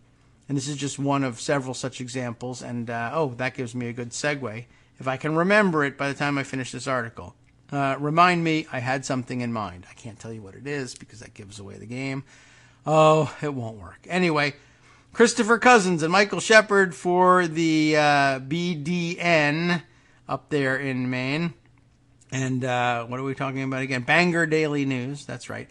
Governor LePage is at it again. Maine State Treasurer Terry Hayes said Friday that Governor Paul LePage has refused to approve the sale of $117 million in bonds, funding hundreds of construction projects and backfilling $54.5 million in funds that were borrowed internally from state government's cash pool earlier this year. So lots of technicalities about what the bonds are meant to pay for, but the real story is Hayes says the bonds are scheduled to be sold Tuesday, I think that would be tomorrow, in New Jersey. Why? Because I don't know. But that the deadline for LePage to sign off on them so they could be closed in time passed Thursday afternoon. The governor doesn't have any more time, Hayes said on Friday evening. He has already agreed to everything that was in the sale, but I can't make him do it. I spoke with him yesterday afternoon, and he was adamant. Essentially, the authorization to sell these bonds is there. All that really has to be done, the way these things tend to work in law is, well, the governor, signs the thing, and so that's the authority that you need to sell the bonds, but the process begins elsewhere. First, sometimes it's the legislature has to approve it. Sometimes voters have to approve it. Sometimes it's the treasurer who has to say it. And there's a ministerial function. That's a term that becomes important later on in most of these stories. A ministerial function that the governor has to fulfill. It's, ceremonial in the sense that it's like, well, here's the chief executive giving his imprimatur to some action taken by another part of the executive branch, or whether whoever it is it authorizes, whether it's legislature in some states, in some cases treasurer, some cases it's referendum. But if you've ever voted, for instance, on a bond issue in a local election, the deal is, look, if it passes in the election, it gets done. Now, the real the mechanics of it are, first, you pass the referendum, then the results are certified by the elections officials, and then when it passes, the treasurer, sometimes there's regulations say the treasurer shall issue the bonds, do whatever they have to do to issue the bonds within, 60 days, 90 days, whatever the rules say. And you got to issue these things. And very often there's another set of rules somewhere that are how to issue bonds. And those rules include, within X number of days, the treasurer has to declare this, declare that, certify that XYZ, put out the terms, sign it, send it to the governor's office. The governor signs it, and then the bonds are issued. And the job of the governor in all this is, as they say, ministerial. It's just a matter of, that's your function. As the chief executive, you ratify the actions of a subordinate officer in the executive branch, the treasurer, and say, everything's in order here, go sell the bonds. And normally, whether you oppose or support the bond issue, you know that the job of the governor is, the people have spoken, they want the bonds done, I have no choice in this really, my job is just to sign it so that things can be sold, done. Ministerial function. And here, LePage and others have done similar things before in the past, takes it literally, like I have to sign it, I can opt to withhold my signature. And the rules says, our bond issuing rules say, well, so long as it's signed off on by the treasurer and the governor, you go ahead. Well, if that's the case, then it must mean that if I don't sign it, that the bonds can't be issued. So if I oppose the bonds, I'll simply refuse my signature. And there's lots of ways to deal with this, and the courts may have various things to say about it, but of course it means everything has to go on hold, and money is lost, and projects don't happen, and people are laid off that would have been otherwise hired to do the jobs while everything's delayed, while you're waiting for a court to say whether or not the governor really has to sign these things. And the question could be, has to sign, like we can force him to sign, or we can deem him to have signed? Or is it really even important whether he signs it or not? There's lots of ways to interpret something like this. If it's simply a ministerial function, courts very often will say, just sign a thing. And you can even sue to make him. Like they say right here in the article, I can't make him do it. Well, you could sue for a writ of mandamus. It's just one of those stupid terms that hangs around from old, I don't know, what is that, law French or something? I don't know. But the purpose of the old writ of mandamus, and I mean, it is an old writ, and I don't know. Do I really have to explain what the old and the ancient writs really are? I don't know. Just suffice to say, it is something you can sue for in the United States. Call it a writ of mandamus. That's just a term of art. And it exists for the purpose of forcing government officials, for courts to force government officials to do stuff like this, particularly when it is just a ministerial function. All that's really required of you is a signature, and you have no real authority to say yes or no. That's what helps us determine whether it's really merely a ministerial function. And so this court orders you to sign it. And I suppose you could still say, I refuse to pick up a pen. No. And the usual court remedy for that is, all right, well, we just deem it to have been signed. The court has issued the writ of mandamus. The governor's in contempt of court. We can decide what to do about that later. But in the meantime, you can go sell those bonds, and anybody who sues and says the bonds are, illegally or improperly issued can come and see us, and we will say, when we pick up your suit about this being improper, we will throw it out because we deem the thing to have been signed because we've issued our writ of mandamus. It's just one of those dumb things that can happen from time to time. I don't know what his objection to it is, but there's literally an answer to, well, I can't make him do it. And there are several approaches to it. And, of course, I guess a court could also cook something up like along the lines of, don't worry about it. We're issuing the writ of mandamus. Do you have some objection to that? Well, for one thing, the writ of mandamus has been around forever. And it is the province of courts like us to issue such writs and to tell the government when there's a ministerial function that they simply have to abide by. And we have a strong tradition of those ministerial functions. For instance, we might look to the very important, most of us still agree, United States Constitution. We dealt with this in a slightly different way. We didn't leave it up to the legislature to sue for, say, a writ of mandamus to force a president to sign a bill if he refuses to veto it. The only other outcome is for him to sign it, and because the Constitution says that the bills require the president's signature to be enacted into law, the framers didn't want to leave the president with the option of just do nothing as a veto, except in that one stupid instance of the pocket veto at the end of the session of Congress, and we don't want to get into that right now. But normally, if a president simply refuses to pick up the pen and sign a bill, the president of the United States being too important a guy to allow to do, to undo legislation simply by pretending to ignore it, the Constitution instead says, look, it's a ministerial function, basically. So that's why we say if you fail to sign the bill after 10 business days, but refuse to put your name to a veto of it, then fine. It's a law just as if it had been signed. That's the rough equivalent. That's just so that we don't bog down courts with writs of mandamus against the president all the time. They took care of that. But that would be probably a workable analogy for some of the explanation of why a court could force the bonds to be signed with or without LePage's signature, were they to opt to do that. Not only do we have the right of issuing writs of mandamus, but we do this all the time with even more, arguably more important things on the national level. It doesn't really matter if it can work for national federal laws, then it can certainly work for a state bond issue, or ought to work by analogy for a state bond issue, and they can get around things that way. Nonetheless, Paul LePage sits there and insists he's not going to sign this thing.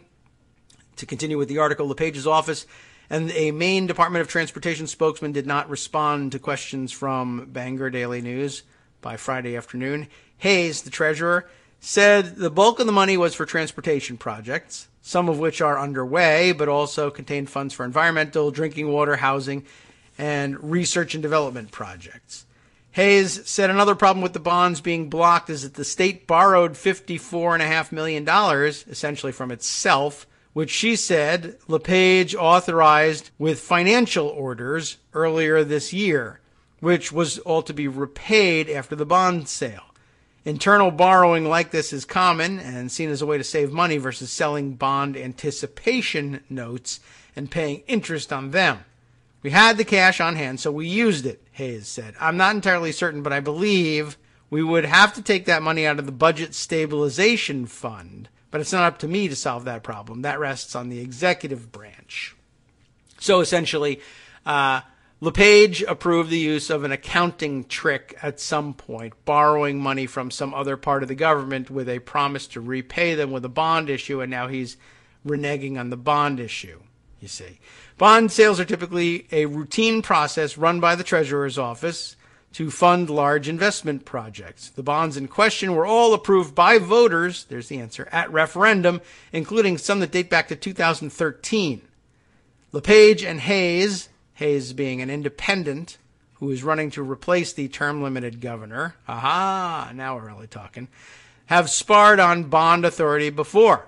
LePage briefly held up $600 million in money earmarked for construction projects last year over a contract with bond lawyers. The two struck a deal days later, ending an impasse that threatened 4,500 jobs. But this delay is different because projects are already underway. Matt Marks, the CEO of the Associated General Contractors of Maine, said the money would be used to continue funding more than 350 active projects across Maine that are employing more than 2,000 people. He said it's unclear whether the department would be able to continue funding active construction jobs during any dispute. If they couldn't, Marks said that companies could be ordered to stop work at active sites, which could be costly. And, of course, the Trump people, for instance, probably say, how could that be costly? You're not paying people to do work. Well, lots of reasons why stopping work in the middle and then perhaps restarting later or even not restarting could be costly. Not to mention the fact that if you build half a bridge and then stop paying people to build the rest of it, hey, we saved money. Well, you spent money on half a bridge and now you got nothing. Anyway, let's see. So Marks, he's the CEO of the Associated General Contractors of Maine, saying it could cost lots of jobs and lots of money. By the way, the article is illustrated with a picture of an event at which LePage, wearing a hard hat at a jaunty angle, by the way, is standing with folks behind him at a campaign-style event. Of course, it is the Associated Builders and Contractors for LePage event, and I wonder, I guess the implication is, implied question, are they still for LePage, even in the face of all this? And I don't really know the answer, but I'm afraid that it might be, yeah, no problem. But right now they disagree. Anyway, they said if the active construction tasks underway already, if they couldn't stay open and working during a bond holdup, Marks said that companies could be ordered to stop work at active sites, which could be costly. He said in Hallowell, hopefully I haven't mispronounced that, alone, where crews have been working since early spring to rebuild a crowned Main Street. Tell me what that's about. It could cost $25,000 to close the construction site and make it safe for the public. That too, right? Now, you can't just leave a big hole in the middle there and say, well, we stopped. I mean, you could, but then people can't use the street. Marks said that while word of LePage's opposition to the bond sale started getting out in Augusta on Thursday, it's unclear why the governor is holding it up, or whether or not he wants the legislator to act on some of his priorities during the waning session, such as slowing down future minimum wage increases under a law approved by voters in 2016. I don't even know what this argument is about, Mark said. There's nothing construction-related that's holding this up, as far as I know.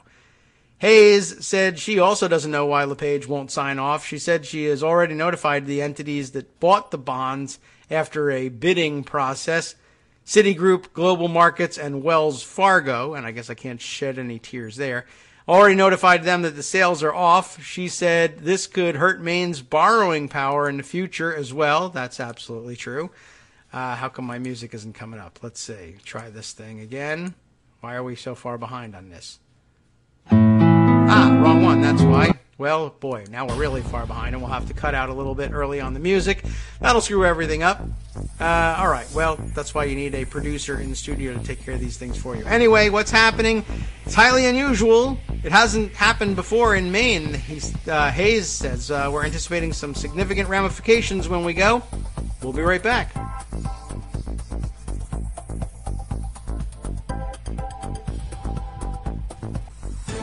Hi, it's me, David Waldman, your host for Kagro in the Morning, interrupting this little break to say thanks so much to all of you who are contributing supporters of Kagro in the Morning. Thousands of you are downloading the show each day, but fewer than 1 in 25 regular listeners are donating to help keep us on the air. For the money you'd spend on a single 3-minute iTunes song, we bring you 2 hours of great news and entertainment every day, 5 days a week. Patreon.com, Patreon.com makes it easy. You can find us there by searching Kagro X or David Waldman or Kagro in the Morning or even Daily Coast Radio in their search box, and you'll be right where you need to be to make easy, recurring monthly contributions to support our show. Once again, thanks so much for your support.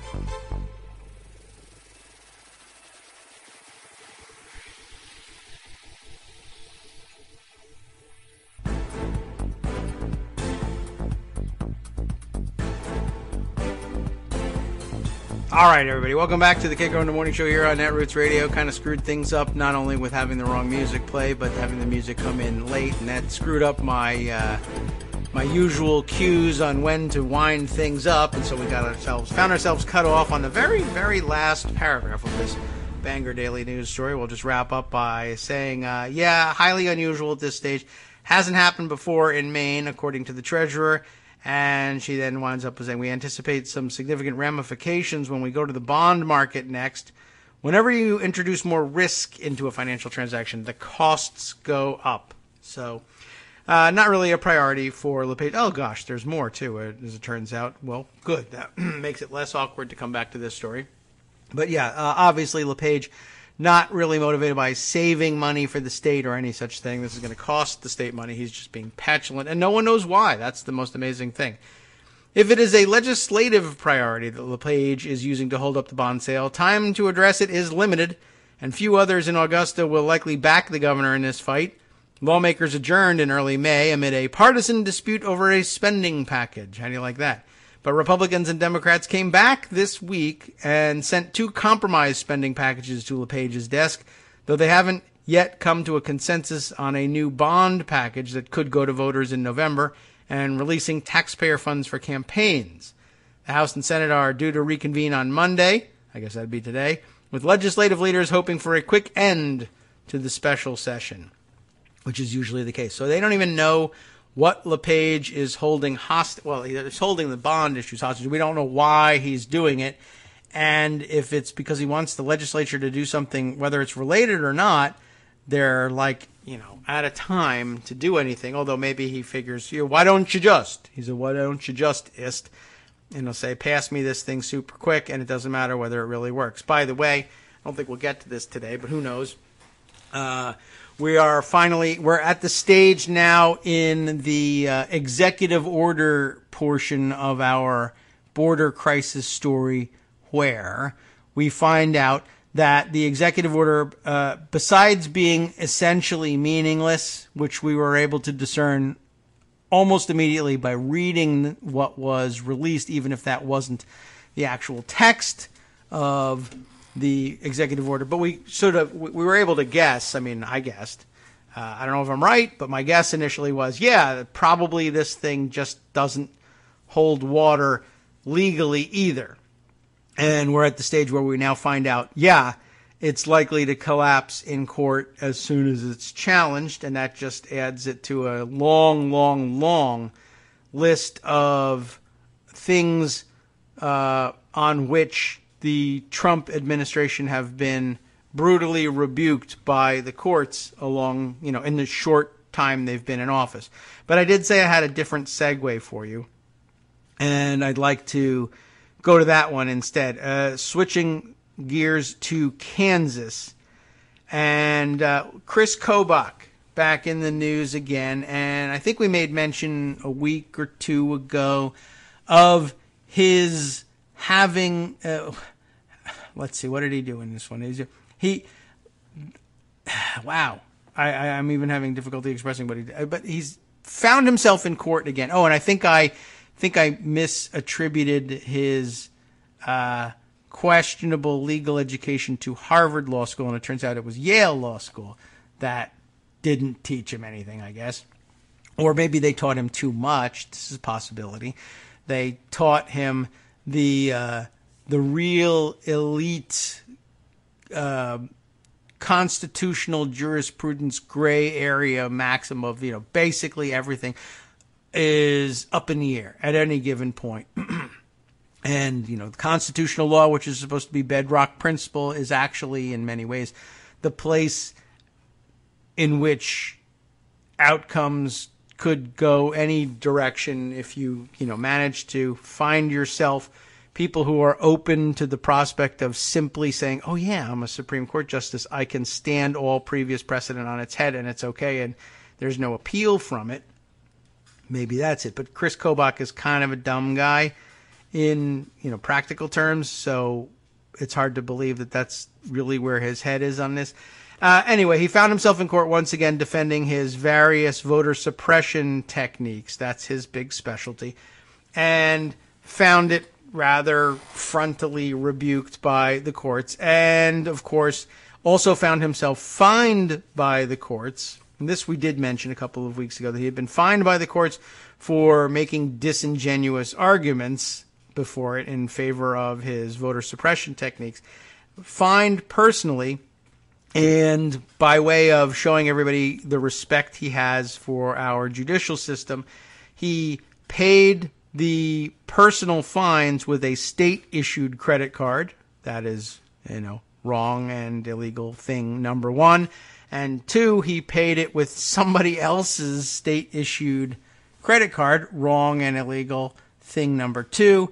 And, of course, it was also noted that the person whose credit card he stole, essentially, for these purposes was, at the time, deployed overseas.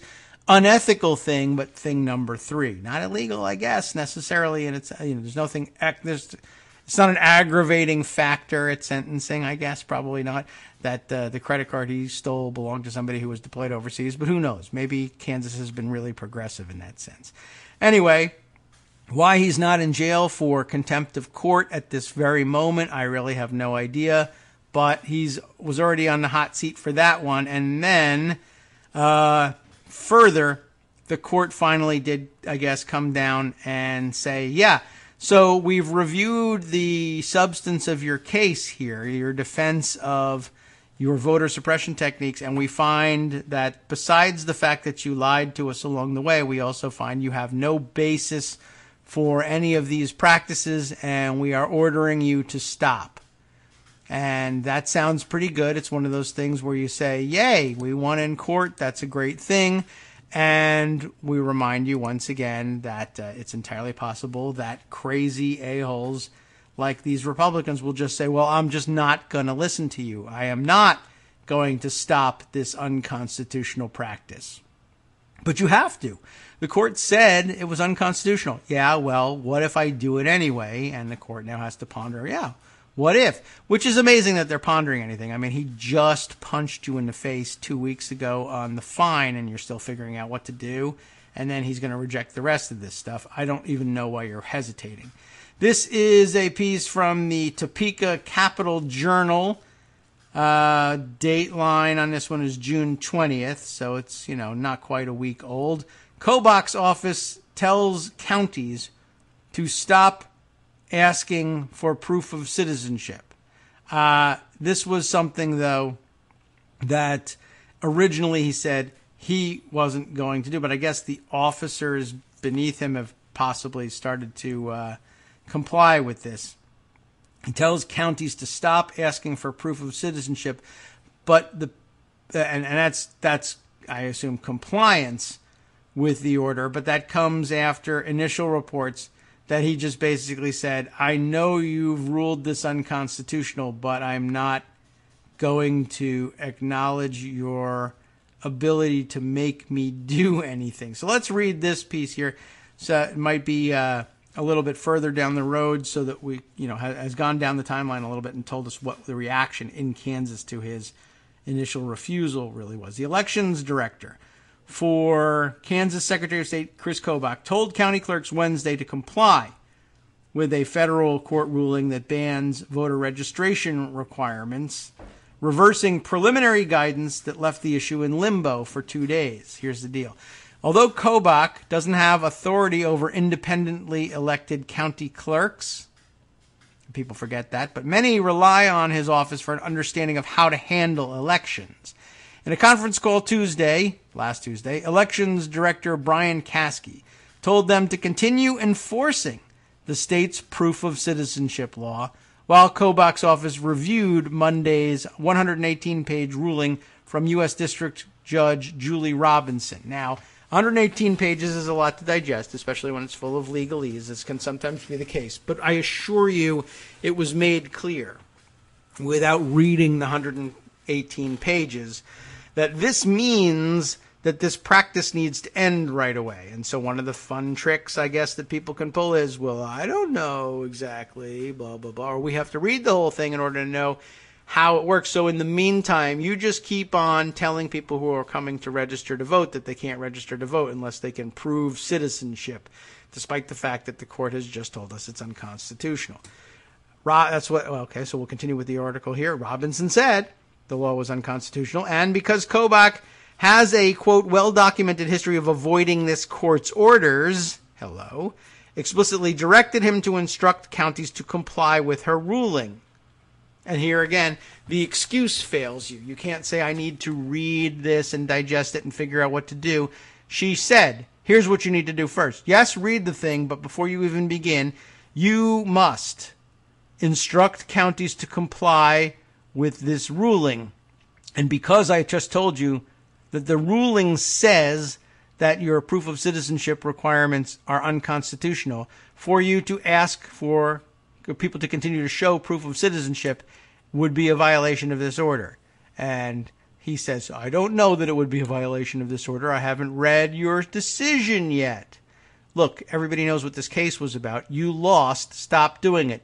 I want you, if you're going to take your time digesting the 118 pages, do it while people aren't being denied voter registrations. I don't know for sure that you said that. How do I know you said that? Because I'm telling you right now. But I don't know if you wrote that. In other words, by the way, it's interesting. Here's the paradox. Chris Kobach is saying, look, I don't know if what you're saying and what you wrote are necessarily the same thing. I have to read it and find out for myself. To the extent, by the way, that that has any legitimacy whatsoever, it has it in the context of us saying, well, the president, for instance, is a proven liar about these things, and we've caught him out several times in the past issuing press releases that say that an order says XYZ, but he instead insists via Twitter that they mean ABC. And you have to check. Chris Kobach at this point has no reason to believe that Judge Robinson would ever do such a thing. Not that it's impossible, but with Donald Trump, we know that he actually has a record of doing it. Julie Robinson presumably has no such record. So, okay, that's where we are. Robinson said the law was unconstitutional, and because Kobach has a well-documented history of avoiding this court's orders, explicitly directed him to instruct counties to comply with her ruling. Denedri, I'm guessing at the pronunciation of this name, Denedri Herbert, a spokeswoman for Kobach, said it wasn't clear how soon those instructions should be made. Please. I think immediately is kind of open to interpretation. She said, it's really not. It means immediately. I mean, you must immediately do this. Okay, next week. No, immediately. Well, immediately could mean anything. It really can. I mean, but, you know, if you really live in nuance world, well, you say immediately, right? Yes. And so if I ask you right now, did you definitely, I mean, do I understand you meant immediately, like right now? Yes. Well, the time that I spent asking that question was time without compliance. In other words, we didn't start compliance immediately yet. So if I start now, would I still be in compliance with your ruling? Yes, please get to it. Okay, just checking. So the first minute or so of my questioning, which also presumably on facial reading would have been included in an immediate order. I'm not going to get in trouble for that first minute? No. Well, now I've wasted another minute. I've now doubled the time. I'm wondering, like, how far before you say I'm already late on an immediately if I'm asking a legitimate question? Does it matter whether the question is ultimately legitimate or not? If I spend the next 5 minutes asking a clearly illegitimate question and you get angry with me and say, no, now get to it. Are you going to fine me for the 5 minutes I spent on the illegitimate question? All right, you're stalling. You're going to have to take care of this, but, there's games you can play. And I think immediately is open to interpretation. I guess if you're an idiot or an a-hole, but for everybody else, there's really not much interpretation. But I guess you can play with anything. At first, Caskey, I forget who Caskey is. Caskey is the elections director. That's right. Caskey told clerks to maintain the status quo until they received written instructions. The written instructions, by the way, are in the judge's ruling, but okay. So initially told people, wait until you get written instructions, leaving them uncertain about what to do with new applicants. Although a temporary injunction has blocked enforcement of the law for 2 years, how do you like that? Robinson and the American Civil Liberties Union have complained about confusion introduced by Kobach on the issue, which contributed to her finding him in contempt of court. In other words, here what we have is, remember that this case shouldn't even have been going on. There's a temporary injunction blocking enforcement of the law, and the reason they're in court now with Kobach is he has said, ignore the temporary injunction, continue to enforce the law. Oh, yeah? Yeah. Well, I'm not going to do it. Well, then you're going to get sued. Fine. That's 2 years I'll spend enforcing the law while you decide whether or not you're going to enforce your first ruling in joining my enforcement of the law. And then when you get to the end of this thing and you lose, or I lose, I'm still not going to do what you say I have to do. Oh, yeah? Well, then we'll fine you. Well, then I won't pay it. I mean, this guy just one thing after another. And by the way, this is the law and order party. We're going to have law and order in this country, right? Well, that was garbage from the beginning. So, where were we? Although a temporary injunction has blocked enforcement of the law for 2 years, Robinson and the American Civil Liberties Unions have complained about confusion introduced by Kobach on the issue, which contributed to her finding him in contempt of court. You're wrong, and so you're in contempt of court, and I'm fining you. Well, I'm not paying. This is layer upon layer upon layer of defiance of the courts. Nancy McCarter, the county clerk and election official for, Pottawatomie, maybe, County, said Caskey advised clerks to continue as we have been. If someone had registered to vote Wednesday morning, she said, the individual would have needed a birth certificate or other document. And that's the problem. The courts say you don't need it, but every time you show up, they ask you for it. And you say, but the court says I don't need it. And they say, well, look, I'm the one that either puts your paperwork in the garbage or into the system. I say you need to show me proof of citizenship. You can tell me anything you want about what the court said, but if you don't show it to me, I'm throwing your stuff in the garbage. If you do show it to me, I'll put your stuff in the system and database and register you. Although, if you make trouble like that, they might likely put it in the garbage regardless. Or even if they just look at you, you don't make any trouble at all, but hey, that's a black person, I'm putting that in the garbage. I mean, really, is that beyond them? I don't think so. But what they're saying here is, on the spot, you have rights, lovely. If you can enforce them, you can have them, which is to say that they don't believe in rights at all. And the only way you can get something filed according to the court's dictates is to show up with a gun and demand it, at which point, well, it's not really the court talking here, it's the gun. We're back to the issue of rights that are only enforceable at gunpoint aren't really rights. That's essentially why these people are fascists and you can't have them in this country. They're not compatible with democracy. But that's a bigger point than I needed to make here. Saline County Clerk Jamie Allen said she hadn't read the judge's order and was waiting for information because state officials, quote, give us our standards. Well, here a judge has said, no, I'll give you the standards. Okay, well, it's going to take me some time to read this thing. No, you don't have to. It says you can't demand proof of citizenship anymore. Well, I don't know that it says that. I'll have to read it for myself. Back to square one. Others, like Douglas County Clerk Jamie Shue. There's a lot of Jamies out there, county clerks. Saline County Clerk, Jamie Allen. Douglas County Clerk, Jamie Shue. S-H-E-W, by the way. I may be mispronouncing it, but okay. Anyway, that Jamie understood the judge's demands and scrubbed references to proof of citizenship requirements from the county's website. As county clerk, Shue said, I am responsible for the citizens of our county and not to the Secretary of State's office. Therefore, we made the decision that served those citizens as a response to what the judge clearly stated in her ruling. I don't know that she clearly stated it, they say over in Saline County, which, by the way, is the gun fail capital of Kansas. Just saying. Caskey made things clear to everyone in an email he sent to clerks Wednesday afternoon. Finally, do not ask for documentary proof of citizenship of any voter registration applicant, his directions eventually said. And that's good. I'm glad that it had actually happened, but it's just annoying that it had to wait. And there were, I don't know how many people affected in the 2 days in between being told directly to stop it and actually getting around to asking others to stop it. And who knows who's complied and who hasn't. I mean, does this not get replicated at the county level? The Saline County clerk can receive this thing and say, I don't know that this says anything. It's long. It's 3 pages. It's going to take me a week to read it. Who knows? All right. So eventually, finally, Caskey says, don't ask for proof of citizenship anymore. He also told counties to review every registration that was suspended or canceled for lacking proof of citizenship. This is good. And to notify those people that they can vote.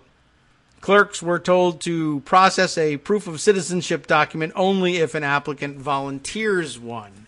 Interesting, I guess, but probably they should just say, it's the same for everybody. You don't have to show it, and if you do show it, I'll ignore it. So, I mean, it's a good thing that they said go back, and anybody that was suspended or canceled for lack of citizenship proof should now be duly registered. That's if they kept their paperwork versus throwing it out or shredding it or giving it back to the person or the person took it and left. Who knows how many people, are awaiting provisional approval or whether that even is a category. It sounds good, though. Especially, it would be very devious if they, in fact, got rid of, shredded, handed back, or never otherwise processed such paperwork. But they say, okay, I'm complying with the court. And everybody who was waiting for approval because they lacked proof of citizenship should now be notified that they're allowed to vote. Except that number of people is 0 because I previously directed everybody to throw that paperwork out. That would be something if we found that out to be the case. That's a good sneaky trick. That's points for being a jerk there, everybody. Jerk points, but points nonetheless. Any person who applied without documents is to be treated the same as those who did.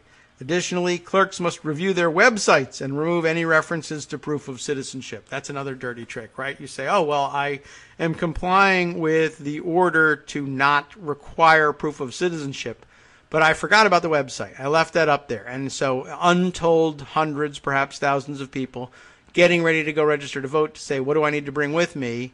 Read on the website, you need to have proof of citizenship. You don't. And so they said, oh, I don't have that, or I don't have it readily available, so forget it. I'm not going. I'll be rejected when I get there. Little did they know, the courts ordered some time ago that not be required, and representing to them that it was required is voter suppression. Dale Ho, an ACLU attorney, I think we called his name the other day, as a matter of fact, said the initial guidance from Caskey was outrageous. Ho said there may still be compliance problems in the written instructions, but that an initial reading didn't reveal any emergency issues. Shawnee County Election Commissioner, he claims his name is Andrew Howell, but I think his name is Jamie Howell, because I think all county election commissioners are named that. One of 4 officials appointed by Kobach for the largest counties in Kansas said it was important to take a couple of days to understand the full ramifications of the judge's order. That's true, but in those days you should be issuing registrations. I think we're all being cautious and not making big changes, like complying with the law, until we know exactly how it changes, Howell said. Well, the 118 pages are really mostly about why it changes. The how could probably fit in bullet points on a single page, and probably did, and was probably distributed to you to help you implement the order immediately because they were asking you to do it immediately. But instead they say, if 2 or 3 people get prevented from voting by my dragging my feet for 2 days, I suppose that's better than nothing, and that's how you get away with things at the margins. And I guess in a situation where the so-called president is said to have won the so-called election by 80,000 votes distributed among 3 states, I suppose every little bit does count. Okay, well, we're getting towards the end of the show today.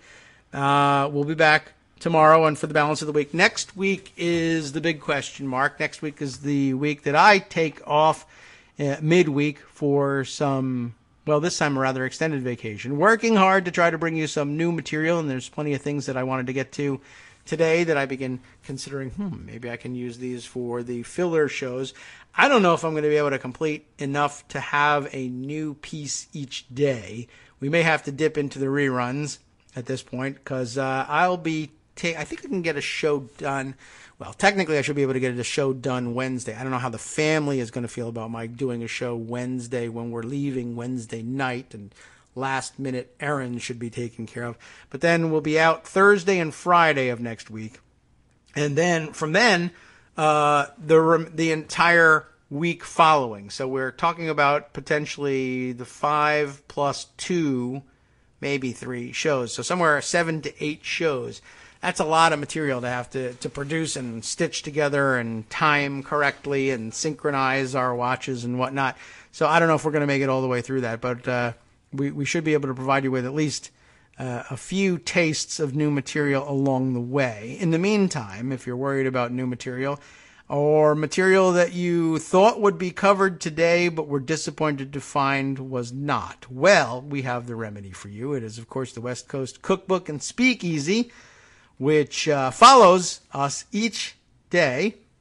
And by the way, did you catch Hopping Mad this Monday morning? Always remember that Monday mornings from 8 to 9 a.m. Eastern Time, we are preceded by Will and Arliss and their Hopping Mad podcast. And I was told it was a humdinger today in the interview with the woman leading the protest against Kirstjen Nielsen in the news last week, and so I didn't get a chance to listen in this morning, but perhaps I can pick up the podcast. You can too, and keep on top of the news that way. Same goes for the West Coast Cookbook and Speakeasy, by the way, if you find that you are unable to listen in for the hour following our show. However, just to whet the appetite and pique your interest in downloading the podcast if you can't make it today, here's what they've got in store for you. Right-wing lying flamethrower Jeanine Pirro, you know her, serves up a huge heaping helping of deflection, projection, and outright lies. So in other words, it's a day ending in Y. And you want to catch up on what's the deflection, projection, and outright lies? The West Coast Cookbook and Speakeasy coming up next right here on Netroots Radio. Let me tell you, while we have the time, I might as well indulge myself in the luxury of reading the copy for you, even before our outro music comes in. We're really early today. Although I played the outro music like an hour ago by accident, so, maybe there's not that much time left. On the rest of the menu, as he loves to say it, private companies are making millions detaining immigrant kids taken from their parents. And it's that known fact, and it's been part of the storyline from the beginning, and surprisingly, as I read this aloud to you now, I realize, oh yeah, we haven't actually made mention of that, and we just assume, yeah, you're an intelligent listener, you've been reading the same stories as the rest of us, but it deserves some time on the air here. There we are. No, wrong music again. You got the wrong one. What is going on here? Everything seems to have rearranged itself. on my soundboard. How did that happen? Well, I'll spend some off the air time fixing that. Anyway, yes, private companies are making millions detaining immigrant kids taken from their parents, and Justice will explain how and why if you just happened to have missed that story. Jared Kushner doesn't like reading history books, but he has a new Middle East peace plan that's never been planned before. I have my doubts. And Neil Gorsuch says he'll repeal and replace the Fourth Amendment with something really terrific. It's going to be beautiful, as his big boss would probably say. And then after Justice's break, they move on to the section they call the Chef's Table, which is appropriate for the Red Hen era, I think, where Trump signed tax returns with false information under penalty of perjury at least 4 times. Maybe that's part of the reason that he hasn't released any, but I think actually for his foundation is what we're talking about, and they faked up the tax returns there. That foundation was a cesspool. Anyway, we'll get to some of that on the show following hours. And finally, Trump's cadre of ghouls may be incompetent at a spectacular level, but they're also cruel and nasty to the bone, which makes it just as dangerous, if not more so. I guess all that and more on the West Coast Cookbook and Speakeasy with Chef de Cuisine, Justice Putnam. Bon appetit! It's coming up next. Stay tuned, and if you can't stay tuned, make sure you pick up the podcast. From Daily Kos Radio on networksradio.com. You have been listening to the Kagro in the Morning Show with David Waldman. Thanks for listening. We'll be back tomorrow. Yes, for our regular Tuesday program. We're okay all this week. Don't worry about it. Don't panic just yet. And actually, this would be a great time to remind anybody considering, say, making a contribution of a segment that would be greatly helpful in filling our voids next week. Please find out how and do so anytime.